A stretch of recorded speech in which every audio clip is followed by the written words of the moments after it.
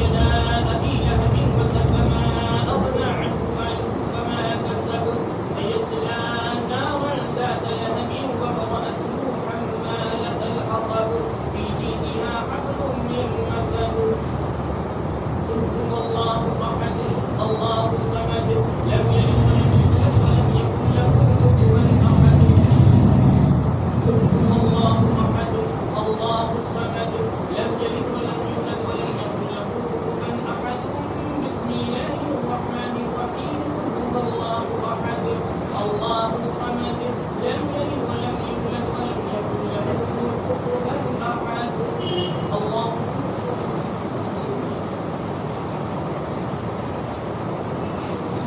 سميع الله لمن حمده الله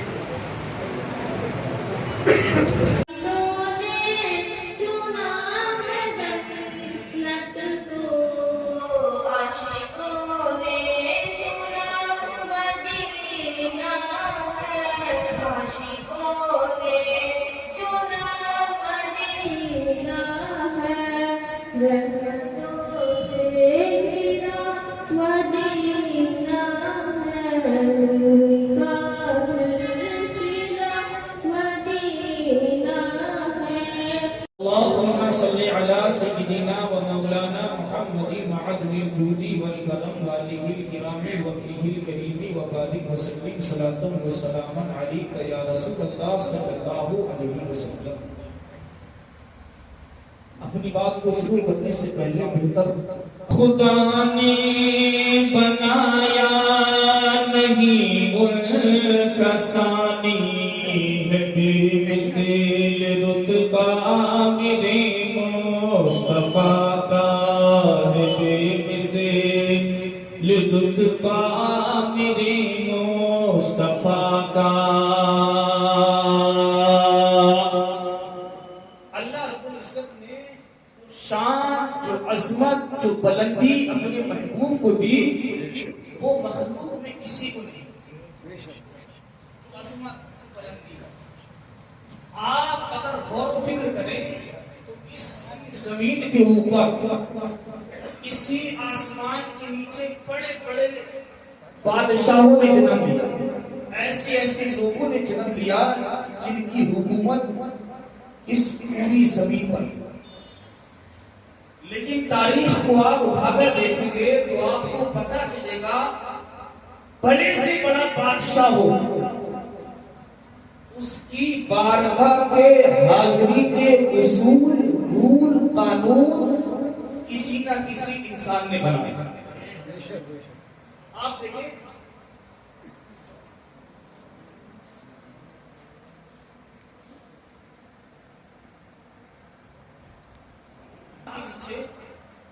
بہت سارے بادشاہوں نے جنم لیا, ایسے ایسے بادشاہ گزرے جن کی حکومت پوری روئے زمین پر ہوئی.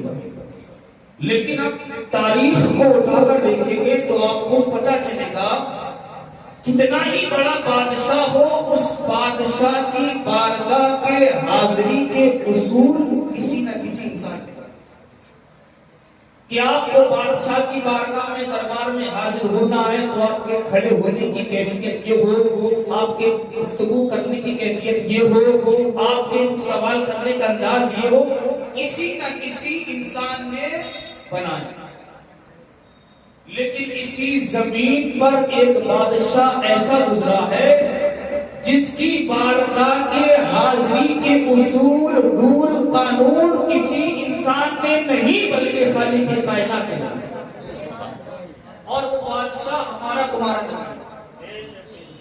اس میں مفتی احمد یار خان نعیمی فرماتے ہیں حکمت کیا ہے کہ مصطفیٰ کریم رؤوف الرحیم صلی اللہ علیہ وسلم کی بارگاہ کے حاضری کے اصول اگر چاہتے تو صدیق اکبر بھی بنا سکتے تھے، اگر چاہتے تو عمر فاروق اعظم بھی بنا سکتے تھے، اگر چاہتے تو عثمان غنی بھی بنا سکتے تھے، لیکن مصطفیٰ کی بارگاہ کے حاضری کے اصول کسی انسان نے نہیں بلکہ خالق کائنات نے بنائے۔ کیوں؟ اس لیے اگر کوئی انسان مصطفیٰ کی بارگاہ کے حاضری کے اصول بناتا تو اس اصول کو، اس قانون کو، اس حکم کو صرف انسان ہی مانتا، جنات نہیں مانتا، درخت نہیں مانتا، پتھر نہیں مانتا، جانور نہیں مانتا۔